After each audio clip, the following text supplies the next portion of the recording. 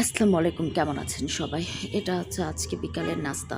তো আমি একটু তেলটা তাতিয়ে এই চিপসগুলো ভেজে নিব। আর ফ্রিজ থেকে চিকেনের একটা আছে, চিকেনটা বের করে নিয়েছি। তো এই দুইটাই বিকালের নাস্তা, সাথে কফি বানাবো। তো দেখেন তেলটা দেওয়ার পরে এই যে চিপসগুলো ফুলে উঠেছে। তো চিপসগুলো ফুলে উঠেছে, আমি চিপসগুলো তুলতেছি। আর আপনারা তো জানেনই যে আমার বাসাটা রাস্তার পাশে, ভয়েস দিতে গেলে নয়েজটা এত পরিমাণ আসে যে আসলে কি বলবো আপনাদেরকে। আর ইদানিং পলিটিক্যাল প্রোগ্রামগুলো এত হইতেছে যে এত আওয়াজ আসে যে বাসায় থাকাটাই একদম প্রবলেম হয়ে দাঁড়াইছে।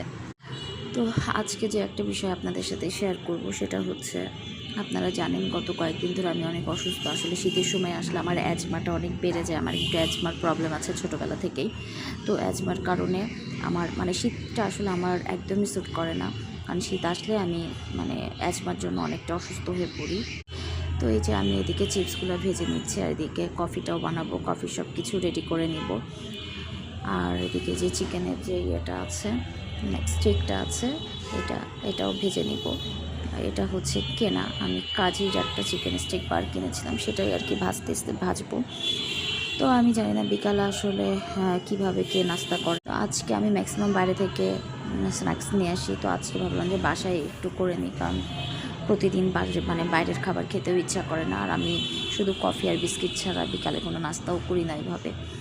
আর তাছাড়া জ্বর আসার পরে একদম মুখে কোনো রুচি নাই, স্বাদ নাই একদমই। যা খাচ্ছি তাই মনে হচ্ছে তিতা। হইতে পারে করোনা, হতে পারে ডেঙ্গু, হতে পারে চিকুনগুনিয়া। তো এই যে এগুলো ভেজে তুলে নিচ্ছি।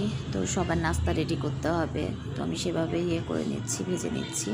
পরে তেলটা রেখে দিব অন্য তরকারিতে রান্না করার জন্য। তো আমার ভিডিও ভালো লাগলে আমার চ্যানেলটি সাবস্ক্রাইব করে যাবেন আপনারা সবাই।